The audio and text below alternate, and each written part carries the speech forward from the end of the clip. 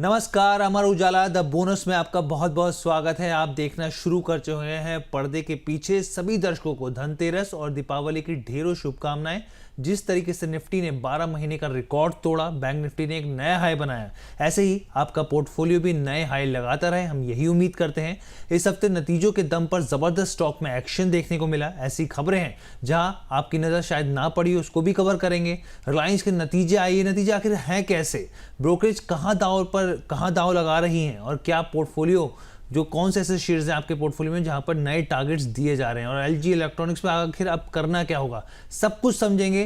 360 degree view, बस आप हमारे साथ आखिरी तक बने रहिए। तो पहली न्यूज क्या है यहाँ पर? पहली न्यूज है जयप्रकाश एसोसिएट को लेकर बड़ी खबर निकल कर आई है। मीडिया रिपोर्ट्स की माने तो यहाँ पर आप ये देखिए कि जो दिग्गज उद्योगपति अनिल अग्रवाल की वेदांता ग्रुप है, वो जयप्रकाश एसोसिएट के अधिग्रहण के लिए ग्लोबल इन्वेस्टर्स और हेज फंडों से 17,000 करोड़ रुपए जुटाने की कोशिश कर रही है। वेदांता ग्रुप ने फंड जुटाने के लिए ये बात तब की, आप ये समझिए, जब जयप्रकाश एसोसिएट को लोन देने वाले बैंकों ने वेदांता से अधिग्रहण के लिए फंड का प्रूफ मांगा है। यहाँ पे अगर वेदांता ग्रुप जो है जयप्रकाश एसोसिएट को खरीदने में सफल हो जाता है तो उसकी पावर जनरेशन कैपेसिटी में काफ़ी ज़्यादा इजाफा हो सकता है। साथ ही रियल एस्टेट में भी उसकी एंट्री हो जाएगी। यहाँ पे जयप्रकाश एसोसिएट के बाद आप ये समझिए काफ़ी ज़्यादा लैंड बैंक है और टाउनशिप है। जयप्रकाश एसोसिएट दिवालिया हो चुकी है, ये कंपनी हमने आपको बताई थी, तमाम चीज़ें से जुड़ी पहले भी। जैसा कि आप जानते हैं कि पिछले कुछ सालों से वेदांता जो ग्रुप है वो कर्ज के बोझ को कम करने की कोशिश कर रहा है। हालांकि अब भी ग्रुप की होल्डिंग कंपनी वेदांता रिसोर्सेज पर काफ़ी कर्ज है। वेदांता रिसोर्सेज अपनी इंडियन सब्सिडरी कंपनियों जैसे वेदांता लिमिटेड, हिंदुस्तान जिंक पर डिविडेंड और साथ ही ब्रांड फीस के लिए भी काफ़ी ज़्यादा निर्भर है। आप ये भी समझिए कि पीछे फिच रेटिंग्स की तरफ से अगस्त में यहाँ पे कई बयान निकल के आए थे। वेदांता रिसोर्सेज पर कर्ज का बोझ घटकर उन्होंने कहा था कि अब FY25 में $5 अरब पर आ गया है, यानी कि कर्ज में कमी आई थी। लेकिन यहाँ पे जयप्रकाश एसोसिएट के हिसाब से खबर को जानना बहुत ज़रूरी था, क्योंकि जो बोली लगाई गई वो कैसे जुटाएंगे, इसको लेकर अब यहाँ पे जो स्थिति है वो आगे बढ़ती हुई दिख रही है। अब येस बैंक की बात करते हैं। यहाँ पे हफ्ते के आखिरी दिन करीब 4% जो है स्टॉक टूट के क्रैश होता हुआ दिखा। इसकी वजह है सुमितोमो मुत्सुई बैंकिंग कॉर्पोरेशन SMBC। आप ये समझिए, उनका एक बयान आया है यहाँ पर, और उनका साफ तौर पे ये कहना था कि येस बैंक में वो अपनी हिस्सेदारी 24.99% से बढ़ाने का तुरंत कोई प्लान नहीं बना रहे हैं। इस पर इन्होंने क्लैरिटी दी। ऐसी खबरें थी कि वो अपनी हिस्सेदारी बढ़ा सकते हैं, और जिसके वजह से निवेशकों को जो है यहाँ पर हमने देखा ये नज़रिया, ये रुख जो आया यहाँ पे सामने। SMBC ग्रुप के इंडिया डिवीजन के हेड और ग्रुप एग्जीक्यूटिव अफसर राजीव कानन ने बताया कि SMBC ग्रुप का फोकस येस बैंक के बोर्ड में अपने कंट्रीब्यूशन पर है, क्योंकि ये बैंक का सबसे बड़ा शेयर होल्डर है। ग्रुप येस बैंक के एग्जीक्यूटिव रोल में नहीं निभाना चाहता। उन्होंने कहा कि हम 24.99% के मौजूदा स्तर से येस बैंक में अपनी हिस्सेदारी नहीं बढ़ाना चाहते हैं। हिस्सेदारी की लिमिट जो है वो रेगुलेटर की तरफ से तय होती है। यहाँ पर ये चीज़ आप ध्यान रखिए, और उसके नियम भी मैं आपको समझाता हूँ ताकि आपको पूरी तरीके से क्लैरिटी मिल जाए।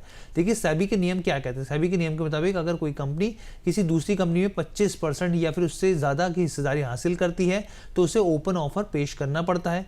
ये पब्लिक शेयर होल्डर से अतिरिक्त 26% शेयर खरीदने के लिए होता है, और इससे हिस्सेदारी खरीदने वाली कंपनी की कुल शेयर होल्डिंग बढ़कर 51% तक पहुंच जाती है। एनालिस्टों की उम्मीद थी कि जो SMBC है वो येस बैंक में अपनी हिस्सेदारी को बढ़ाएगा, ओपन ऑफर पेश करेगा, लेकिन अभी तक ये स्थिति साफ तौर पे नहीं आई है, या फिर इस पर कहें कि क्लैरिटी अभी तक कंपनी की तरफ से नहीं मिलती हुई दिखी है, जिसका असर हमने देखा, जो स्टॉक है वो टूटता हुआ दिखा। अब हम लोग बात करते हैं इलेक्ट्रिक टू व्हीलर निर्माता कंपनी ओला इलेक्ट्रिक के शेयरों की। 3 दिन के अंदर स्टॉक 15% तक चढ़ गया। दरअसल ये तेजी का कारण यहाँ पे क्या रहा? ओला इलेक्ट्रिक जो है अब आपके घरों को रोशन करने की तैयारी में है। कंपनी ने एक ऐसा प्रोडक्ट लॉन्च किया है जो भारत में बिजली की खपत और स्टोरेज के तरीके को बदल सकता है। ओला ने अपने नए प्रोडक्ट ओला शक्ति के साथ battery energy storage system BESS के बाजार में यहाँ पे एंट्री की है। घर, खेत, बिजनेस के लिए पोर्टेबल पावर डिवाइस की ये सुविधा के तौर पे देखा जा रहा है। इसकी कीमत की बात करें तो करीब 30,000 से लेकर यहाँ पे करीब 1,60,000 के आसपास यहाँ पे तय की गई है।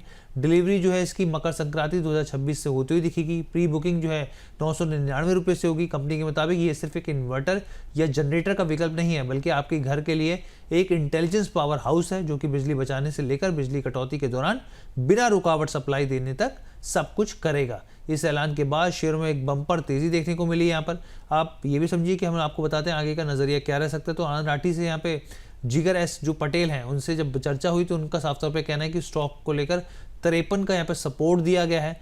56 का रेजिस्टेंस है यहाँ पे। अगर स्टॉक 56 के ऊपर निर्णायक रूप से बढ़ता है तो फिर ये 58 और 60 के लेवल पे भी जाता हुआ दिख सकता है। अब हम लोग बात करते हैं यहाँ पे इंडियन रेलवे फाइनेंस कॉरपोरेशन की, यहाँ पर IRFC की। और IRFC ने भी अब देखिए Q2 के नतीजे यहाँ पे पेश किए हैं। कंपनी का जो मुनाफा है पिछले साल की समान तिमाही में करीब करीब आप देखिए 1613 करोड़ से बढ़कर 1770 करोड़ हो गया, यानी कि जंप कितना परसेंट हुआ, YoY बेसिस पर 10% का जंप देखने को मिला। हालांकि कंपनी की कमाई जो है वो 7.6% गिरकर 6372 करोड़ पर रह गई। नेट इंटरेस्ट मार्जिन की बात करें, NIM की बात करें तो वो 1.55% रहा, जो कि कंपनी की कारोबारी हेल्थ के लिए पॉजिटिव संकेत है। ये प्रदर्शन दर्शाता है कि RFC ने ब्याज कमाई और खर्च के बीच संतुलन बनाए रखा है। इसके अलावा कंपनी ने अपने शेयरधारकों के लिए ₹1.05 प्रति शेयर के अंतरिम डिविडेंड का भी ऐलान किया। इसकी रिकॉर्ड डेट जो है अक्टूबर तय की गई है। अंतरिम डिविडेंड 30 दिन के अंदर मिल जाएगा। लगातार डिविडेंड देने के मामले में IRFC निवेशकों की एक भरोसेमंद सरकारी कंपनी के तौर पर उभर रही है, जिससे शेयर होल्डर को, जो होल्डर्स हैं, उनको स्थिर रिटर्न का भरोसा मिलता है। और यहाँ पे मार्केट एक्सपर्ट रचित खंडेलवाल का कहना है कि आने वाले दिनों में शेयर 140 से लेकर 168 तक के भाव दिखा सकता है यहाँ पे। और यहाँ पे लेकिन सख्त रेजिस्टेंस लगाना मत भूलिए, 106 रुपये का जो बताया गया है यहाँ पे। अब हम लोग बैंक ऑफ महाराष्ट्र की बात करते हैं। यहाँ पे सितंबर 2025 की तिमाही के नतीजे यहाँ पे भी यानी Q2 के नतीजे पेश होते दिखे और नतीजे जो थे वो अच्छे थे। बैंक का जो शुद्ध मुनाफा है साल दर साल के हिसाब से 23% बढ़कर यहाँ पे 1633 करोड़ रहा।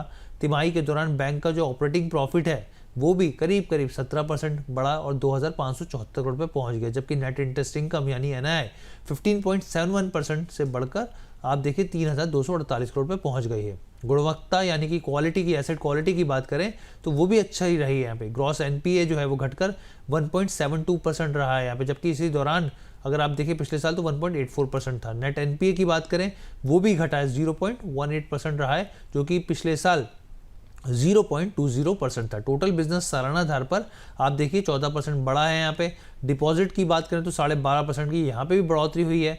ग्रॉस एडवांसेस यहाँ पे समझने ज़रूरी होते हैं, उसमें भी 16.5-17% की बढ़त हुई है। वेंचुरा सिक्योरिटीज़ की तरफ से बैंक ऑफ महाराष्ट्र पे अच्छे टारगेट 70 रुपये के टारगेट भी दिए जा रहे हैं। अब एक और बैंक की बात करते हैं, साउथ इंडियन बैंक की बात कर लेते हैं।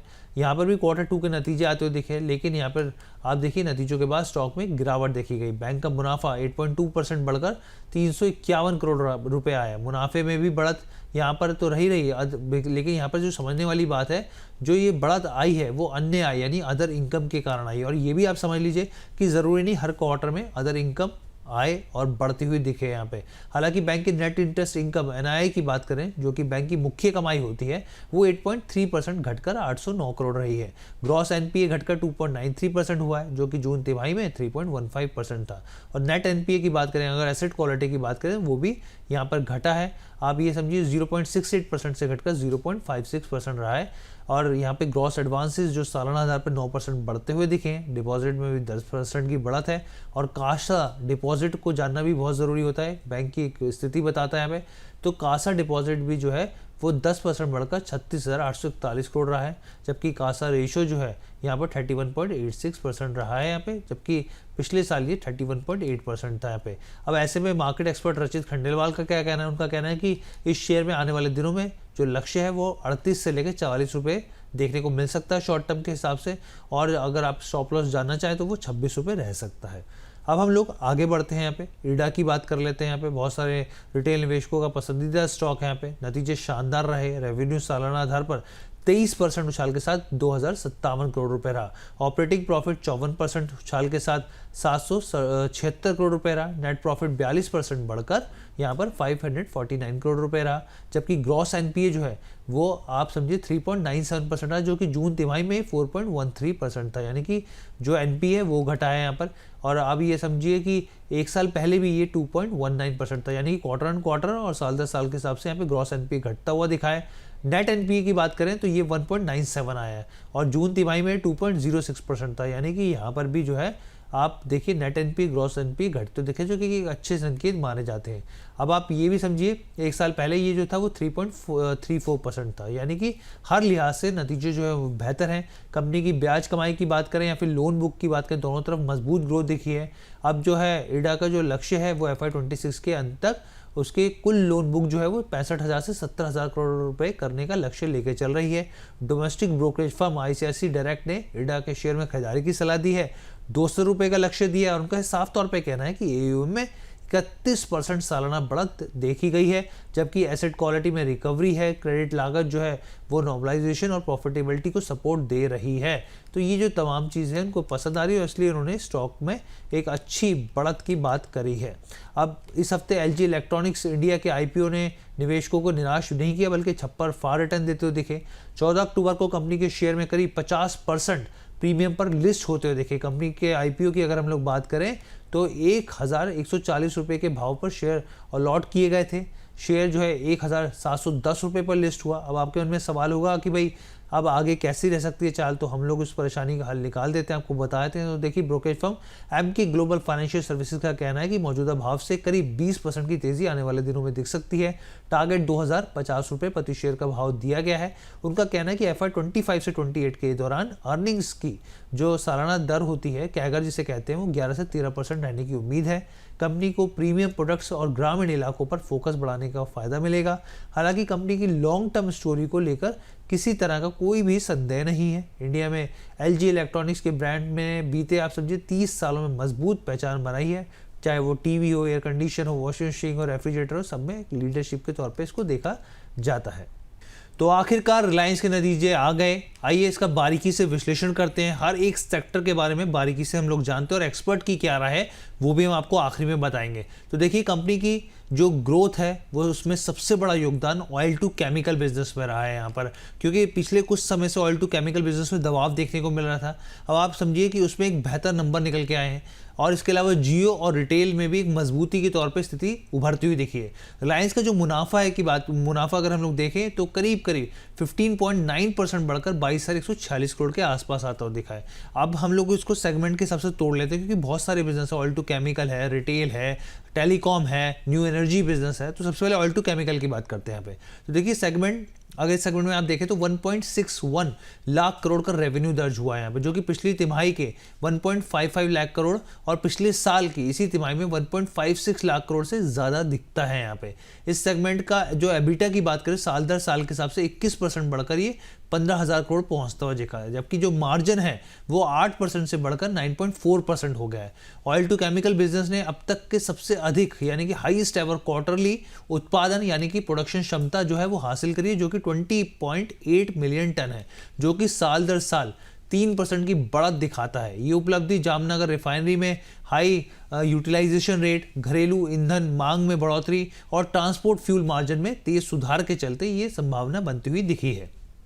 इस बीच यहाँ पर रिलायंस बीपी मोबिलिटी लिमिटेड ने भी अपने डाउनस्ट्रीम रिटेल कारोबार में एक बेहतर प्रदर्शन करके दिखाया है। पिछले कुछ समय से सुस्ती यहाँ पर दिख रही थी, लेकिन अब यहाँ पर जो है एक बेहतर स्थिति देखने को मिली है। हाई स्पीड डीजल की बिक्री में 34.2% और मोटर यहाँ पे स्पिरिट की बिक्री में 32.5% की सालाना बढ़ोतरी दर्ज की गई है, जो इंडस्ट्री औसत से काफ़ी बेहतर दिखती है। जियो बीपी का नेटवर्क अब 2,000 से ज़्यादा फ्यूल आउटलेट्स और 6,400 ईवी चार्जिंग पॉइंट्स तक पहुँच चुका है।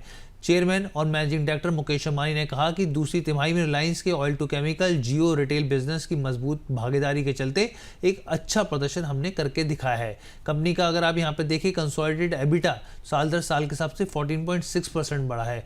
अब हम लोग यहाँ पे जो कि टेलीकॉम सब्सिडरी है रिलायंस जियो इन्फोकॉम, उसकी बात कर लेते हैं यहाँ पे। तो सबसे पहले आरपू के बारे में जरूर जानना चाहिए। जब भी आप किसी टेलीकॉम कंपनी को देखें तो उसके आरपू के बारे में जानिए, एवरेज रेवेन्यू पर यूजर के बारे में। 211.40 रुपये दर्ज हुआ है यहाँ पे, जो कि पिछले साल इसी तिमाही में 8.3% की बढ़ोतरी दिखाता है। पिछली तिमाही में जो जियो का आरपू था वो 208.80 रुपये था, जबकि एक साल पहले करीब 195 रुपीज़ 10 पैसे के आसपास थे। यानी कि क्वार्टर और सालाना आधार पर नंबर जो है यहाँ पे बेहतर दिखा रहे हैं। कंपनी ने आरपू में बढ़ोतरी का जो श्रेय है वो उपभोक्ता को डाटा खपत को लेकर बढ़ोतरी की बात की है यहाँ पे। अब जियो के कुल ग्राहक जो हैं वो 50 करोड़ 64 लाख पहुँच गए हैं, जो कि पिछली तिमाही में 49 करोड़ 81 लाख थे और पिछले साल 47 करोड़ करीब 8 लाख के आसपास थे यहाँ पे। अब आप सोचिए 50 करोड़ का आंकड़ा यहाँ पे पार हो गया है, इतने बड़े यूजर्स बेस पे आके खड़ी हो गई है रिलायंस यहाँ पे। या फिर जियो की बात कर लें, इस तिमाही में 42,652 करोड़ का कंसोलिडेटेड रेवेन्यू दर्ज किया है कंपनी ने साल दर साल के हिसाब से, जो 14.9% यानी कि 15% की बढ़ोतरी जो है दिखाता है। कंपनी का एबिटा 18,757 करोड़ रहा है, जो कि पिछले साल की समान तिमाही में आप देखिए 17.7% ज़्यादा है। अब हम लोग इस रिटेल पोर्शन की भी बात कर लेते हैं। रिटेल पोर्शन के बारे में आपको जानना चाहिए, ज़बरदस्त एक्सपेंशन और पैसा लगा रही है कंपनी। यहाँ पर भी जो स्थिति है वो बेहतर दिखा रही है। कंपनी का जो तिमाही रेवेन्यू के हिसाब से देखें तो 19% की बढ़ोतरी दर्ज की गई है, 90,544 करोड़ पर आ गए। पिछले साल समान तिमाही में 76,325 करोड़ था। कंपनी का एबिटा जो है वो बढ़कर 6,817 करोड़ पर आ गया, जो कि पिछले साल 5,861 करोड़ था। इस बढ़ोतरी को अगर आप देखें तो इसमें बेहतर रेवेन्यू, बिजनेस मिक्स और जो है स्टोर्स की जो ऑपरेटिंग एफिशिएंसी है उसमें सुधार के वजह से सपोर्ट मिलता हुआ दिखा है। रिटेल बिजनेस की ग्रोथ जो है वो सभी फॉर्मेट से आई है, जिसमें ग्रॉसरी, फैशन, लाइफस्टाइल तमाम चीज़ें जो है शामिल है। ग्रॉसरी और फैशन लाइफस्टाइल सेगमेंट में 23% और यहाँ पे 22% की सालाना बढ़ोतरी दर्ज की गई। सितंबर तिमाही के आखिरी तक रिलायंस रिटेल के पास 19,821 स्टोर्स और कुल 77.8 मिलियन वर्क फीट का ऑपरेशन सेक्टर था, जो कि इसे देश का सबसे बड़ा रिटेल नेटवर्क बना रहा है। रिटेल इंडस्ट्रीज लिमिटेड ने अपने न्यू एनर्जीज बिजनेस के बारे में बताया, शानदार प्रोग्रेस देखने को मिली। कंपनी ने कहा कि 20 गीगावाट पीक सोलर पीवी यानी कि फोटोवोल्टिक मैन्युफैक्चरिंग जो कैपेसिटी है और साथ ही 100 गीगावाट प्रति घंटे के हिसाब से, प्रति आवर के हिसाब से बैटरी गीगा फैक्ट्री जो है वो स्थापित करने के लक्ष्य में बहुत तेज़ी से काम चल रहा है। कंपनी ने बताया कि अब तक 4 पीवी मॉड्यूल लाइनों का कमीशनिंग हो चुका है, जबकि पहली सोलर सेल लाइन जो कमीशनिंग है अक्टूबर 2025 में शुरुआत होती हुई दिखेगी। अब ऐसे में इंपॉर्टेंट हो जाता है कि दिग्गज एक्सपर्ट्स क्या कह रहे हैं। तो एक्सिस सिक्योरिटीज़ के चीफ इन्वेस्टर ऑफिसर नवीन कुलकर्णी का साफ तौर पे कहना है कि रिलायंस के नतीजे हमारी उम्मीदों से बेहतर रहे हैं। खासतौर पर ऑयल टू केमिकल सेगमेंट की बात करें, एबिटा लगभग 15,000 करोड़ रहा है, जो कि हमारी उम्मीदों के मुताबिक है, लेकिन ये लगभग 30% सालाना और 4% तिमाही का सुधार भी दर्शाता है। यानी कि हर एक सेगमेंट में हमने कवर करने की कोशिश करी, आपको बताया ये नतीजे ओवरऑल ठीक रहे। लेकिन अब ये देखेंगे कि बाजार जो पिछले 2 दिन से 3 दिन से रिलायंस में तेज़ी देखने को मिल रही है, क्या नतीजों को पहले ही फैक्टर इन कर चुका था या फिर एक बम्पर रैली की फिर वापस शुरुआत होती हुई दिखेगी। Q2 नतीजों के बाद जियो फाइनेंशियल सर्विसेज के शेयरों में एक हल्की गिरावट देखी गई। आप ये समझिए कि स्टॉक जो है वो 1.5% टूटकर 307 के भाव पर आता हुआ दिखाए। अगर आप तिमाही प्रदर्शन को देखें तो कंपनी ने 695 करोड़ का कंसोलिडेटेड प्रॉफिट दर्ज किया, जो कि साल दर साल के हिसाब से जो बढ़त दिखा रहा है वो 0.9% के दिखा रहा है, बहुत कम यहाँ पे। वहीं कंपनी का ऑपरेशनल रेवेन्यू की बात करें तो 41% बढ़कर 981 करोड़ रुपये रहा है, जो कि पिछले साल 693 करोड़ के आसपास का था यहाँ पर। इसके अलावा यहाँ पर आप ये समझिए कि NBFC AUM जो है इस कंपनी की अगर बात करें AUM की, तो वो 14,712 करोड़ रुपए रहा है, जो कि पिछले साल आप ये देखिए 1,206 करोड़ था। इसमें एक अच्छा खासा जंप है। AUM बढ़ने की जो वजह है आप इसमें क्योंकि कंपनी की तरफ से NFO भी लॉन्च किया गया, फ्लैक्सी कैप फंड, तो 1500 करोड़ रुपए वहाँ जुटाए गए। जियो क्रेडिट की तरफ से यहाँ पे आप AUM में देखिए 12 गुना की सालाना बढ़त दर्ज की गई है। अब ऐसे में निवेशकों को क्या करना चाहिए, तो SMC ग्लोबल सिक्योरिटीज़ के सीनियर रिसर्च एनालिस्ट सीमा श्रीवास्तव का कहना है कि जियो फाइनेंशियल सर्विसेज ने Q2 में मजबूत प्रदर्शन किया है। कंपनी की नेट इनकम में बिजनेस जो हिस्सेदारी है वो 14% से बढ़कर 52% होती हुई दिखी है। वहीं दूसरे एक्सपर्ट्स का कहना है कि अभी फिलहाल के लिए होल्ड करना चाहिए या फिर धीरे धीरे एक्यूमुलेट किया जा सकता है। स्टॉप लॉस 270 का है, टारगेट जो है 350 से 380 तक के देखने को मिल सकते हैं।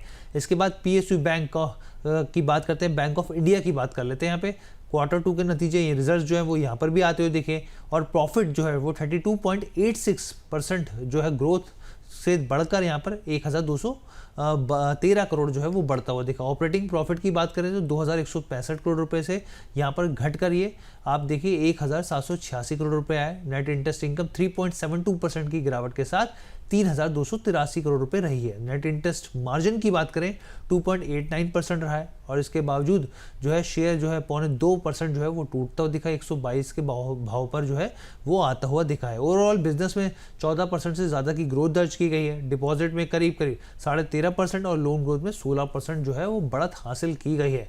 रिटर्न ऑन एसेट यानी ROA की बात करें सालाना आधार पर तो ये 0.84% से बढ़कर 1.01% पर रहा है। रिटर्न ऑन इक्विटी की बात करें यहाँ पर तो 12.67% से बढ़कर 14.22% पर आ गया है। ग्रॉस NPA जो है 4.59% से घटकर यहाँ पे 3.01% आया है, यानी कि ग्रॉस NPA में कटौती देखने को मिली है। नेट NPA की बात करें यहाँ पर तो 0.69% से ये घटकर 0.48% पर आ गया। प्रोविजनिंग कवरेज जो होती है अगर आप उसकी बात करें तो वो 96.88% रहा है। कैपिटल एडिक्वेसी रेशियो जो है वो 17.34% रही है, और जिसमें टायर 1 बॉन्ड की भूमिका है। अब बहुत सारे आप देखिए पैरामीटर्स होते हैं जिसमें स्लिपेजेस होता है, प्रोविजनिंग होती है, काफ़ी इंपॉर्टेंट चीज़ें होती हैं, इसका ध्यान रखा कीजिए, क्योंकि ये जो चीज़ें होती है ना वो बताती हैं कि किस तरीके से यहाँ पे हेल्थ है, क्योंकि ना सिर्फ यहाँ पे एनपीए ग्रॉस एनपीए किस तरीके से यहाँ पे जो डेटोरेट हो रही है स्थिति या बेहतर हो रही है, ये दूसरे पैरामीटर भी यहाँ पे तय करते हैं यहाँ पे। अब टाटा टेक्नोलॉजीज़ की बात कर लेते हैं। यहाँ पे नतीजों का इंतजार खत्म हुआ, बहुत सारे निवेशक जो हैं जो इंतजार कर रहे हैं कि आईपीओ का प्राइस वो वापस कब लौटता हुआ दिखेगा। अब जो नतीजा है कंपनी का कंसोलिडेटेड नेट प्रॉफिट जो है सालाना आधार पर 5.1% बढ़कर 167 करोड़ रहा। कंपनी की कुल आय जो है 2.1% बढ़कर 1323 करोड़ रही। ऑपरेटिंग प्रदर्शन थोड़ा कमज़ोर रहा और एबिटा घटकर जो है 208 करोड़ हो गया है, जबकि पिछले साल ये 235 करोड़ के आसपास था। एबिटा मार्जिन की बात करें तो ये घटकर 15.7% हो गया है, जो कि पिछले साल की इसी अवधि की बात करें तो वो 18% के आसपास था। सर्विस रेवेन्यू में पिछली तिमाही की तुलना में 5.1% की बढ़त आई है। अमेरिका डॉलर में देखें तो ये आप देखिए 115 मिलियन डॉलर रही, जिसमें 2.7% क्वार्टर ऑन क्वार्टर बढ़ोतरी दर्ज की गई है।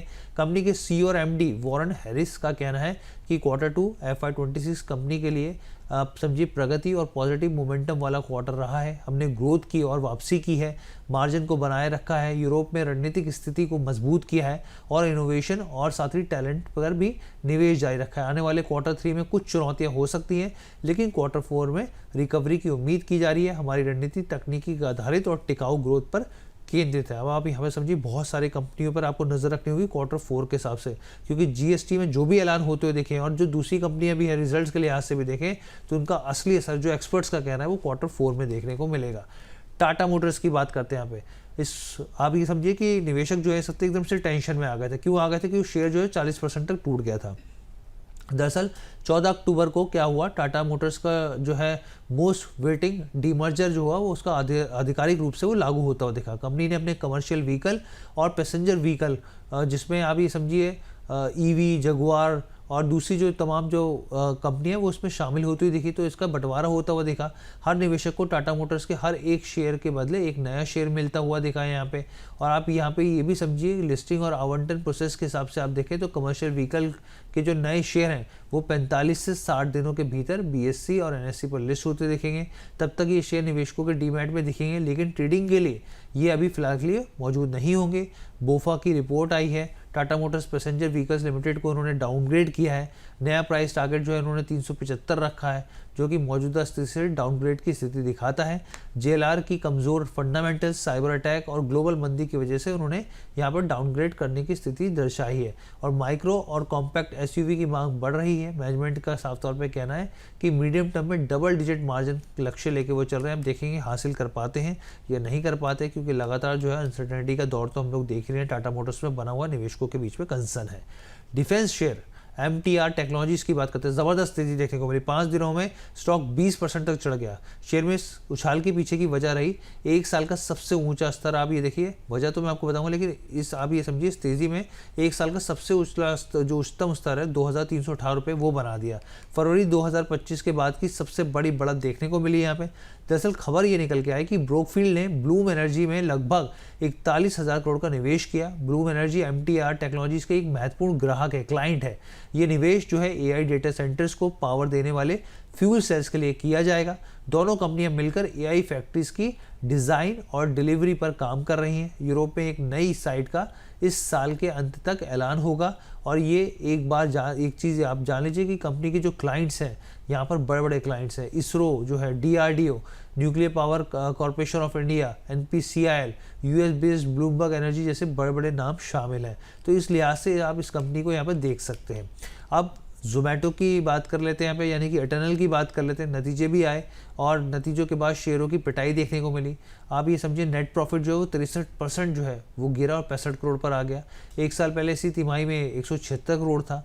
कंपनी का ऑपरेशनल रेवेन्यू जो है वो 13,590 करोड़ रहा, जो कि पिछले साल 4,700 या करीब 800 करोड़ के आसपास रहा था, यानी कि 183% का ज़बरदस्त जो है यहाँ पे ग्रोथ देखने को मिली। एबिटा की बात करें 239 करोड़ रहा, जबकि अनुमान था 256 करोड़ का, तो यहाँ पर भी दबाव रहा है। एबिटा मार्जिन की बात करें तो ये जो है 1.8% रहा, जबकि पिछले साल 4.7% के आसपास अनुमानित था, यानी कि यहाँ पर भी जो है एक चुनौती कंपनी को देखने को मिली। हालांकि अगर सेगमेंट के हिसाब से देखें तो प्रदर्शन, अगर क्विक कॉमर्स की बात करें तो कमाई में एक अच्छा उछाल देखने को मिला, ज़बरदस्त उछाल देखने को मिला। 1156 करोड़ से बढ़कर 9890 करोड़ के आसपास आता हुआ दिखा है। फूड डिलीवरी सेगमेंट में कमाई की अगर बात करें तो यहाँ पे बढ़ोतरी देखने को मिली है। अब ऐसे में जो है एटर्नल पर रिपोर्ट आई न्यूमरा की, उन्होंने खरीदारी की सलाह दी और 370 रुपये का लक्ष्य दिया। उन्होंने कहा जो फूड डिलीवरी बिजनेस है वो कमज़ोर पड़ा है और इस पर रिकवरी जो है अभी फिलहाल के लिए धीमी देखने को मिलेगी, लेकिन मार्जिन जो है वो बेहतर होते हुए दिखे।